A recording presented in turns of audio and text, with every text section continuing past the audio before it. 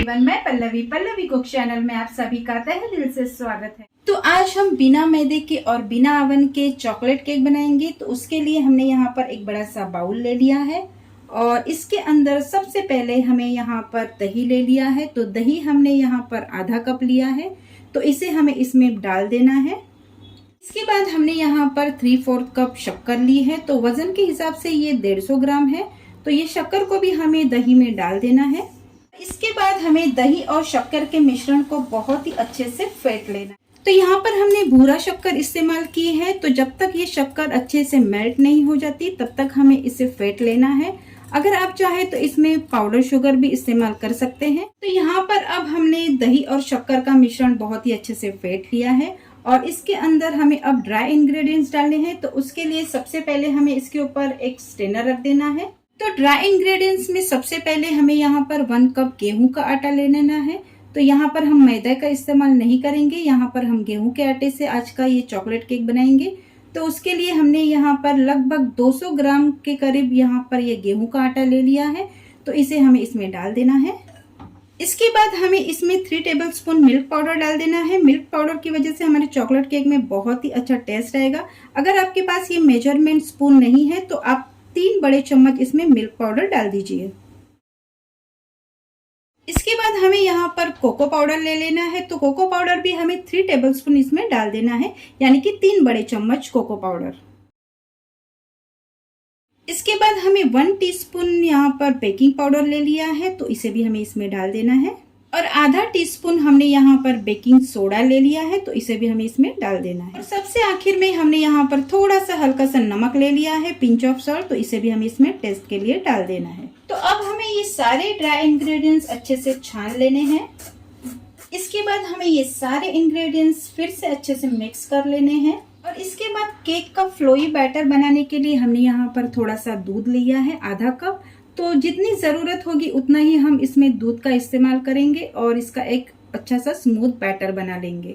तो थोड़ा थोड़ा दूध डालते हुए हमें इसका एक बैटर बना लेना है। तो सारे मिश्रण को हमें धीरे धीरे मिक्स करते जाना है और इसे कट एंड फोल्ड मेथड से मिक्स कर लेना है, ताकि इसमें एयर क्रिएट हो और हमारा जो चॉकलेट केक है वो बहुत ही अच्छे से फूल जाए।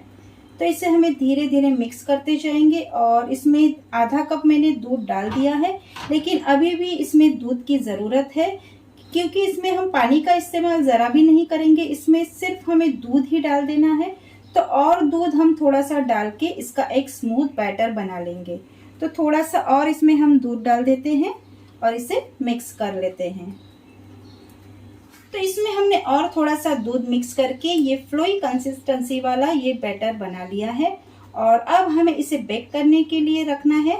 तो आज का चॉकलेट केक हम कढ़ाई में बेक करेंगे। तो उसके लिए हमने गैस के ऊपर एक कढ़ाई रख दी है और उसके अंदर हमने एक कुकर की रिंग रख दी है और इसे हमें ढक के 5 मिनट तक हाई फ्लेम पे इसे प्रीहीट कर लेना है। तो जब तक हमारी कढ़ाई प्रीहीट हो रही है तब तक हमने यहाँ पर ये जो केक मोल्ड है इसे हमने ग्रीस करके अंदर की तरफ से बटर पेपर लगा दिया है और इसके अंदर हमने जो केक का बैटर तैयार किया था तो उसे हमें इसमें डाल देना है।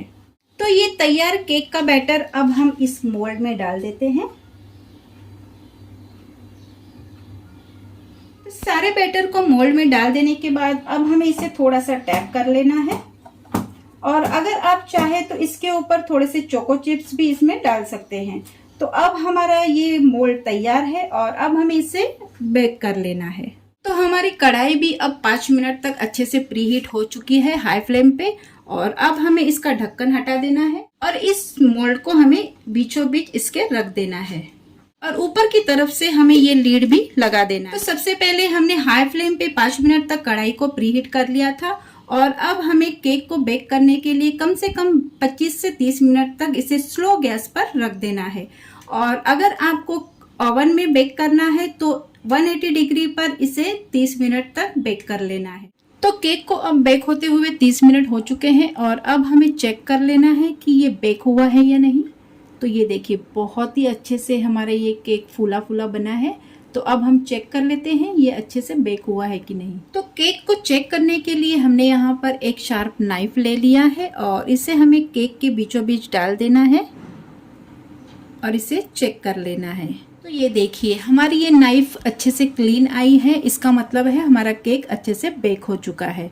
तो गैस की आंच को हमें अब बंद कर देना है और केक को हमें बाहर निकाल के कढ़ाई से अच्छे से ठंडा कर लेना है। तो केक मोल्ड को हमने कढ़ाई से बाहर निकाल लिया है और हमारा केक सॉफ्ट रहे, मॉइस्ट रहे, इसके लिए हमने यहाँ पर एक कॉटन का कपड़ा ले लिया है और इसे हमें इसमें डाल देना है और इसे ऐसे ढक के ही रख देना है और पूरी तरह से इसे ठंडा होने देना है। तो हमारा चॉकलेट केक अब पूरी तरह से ठंडा हो चुका है और इसे हमने डिमोल्ड कर लिया है और अब हमें इसकी कटिंग कर लेनी है। तो एक साइड से हम इसकी कटिंग कर लेते हैं।